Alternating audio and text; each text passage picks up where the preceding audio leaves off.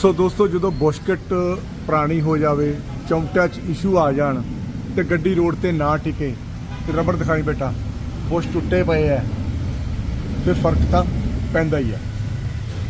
ਥੱਲੇ ਕਰੋ, ਚਲੋ ਗਾਪ ਸ਼ਾ ਅੱਗੇ ਪਿੱਛੇ ਕਰੋ ਬੇਟਾ।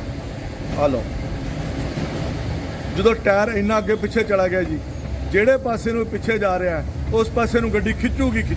ਆਪਾਂ ਚੱਲਦੇ ਹਾਂ ਪਰਲੇ ਪਾਸੇ, ਅੱਗੇ ਚੱਲਿਓ। ਲਓ ਇੱਧਰ ਘੱਟ ਹੈ। ਗੱਡੀ ਕਿਹੜੀ ਹੈ? ਵੌਕਸਵੈਗਨ ਦੀ। ਵੌਕਸਵੈਗਨ ਹੈਗੀ ਜੀ ਜੈਟਾ। ਸਮਾਨ ਬਹੁਤ ਮਹਿੰਗਾ ਹੁੰਦਾ ਹੈ।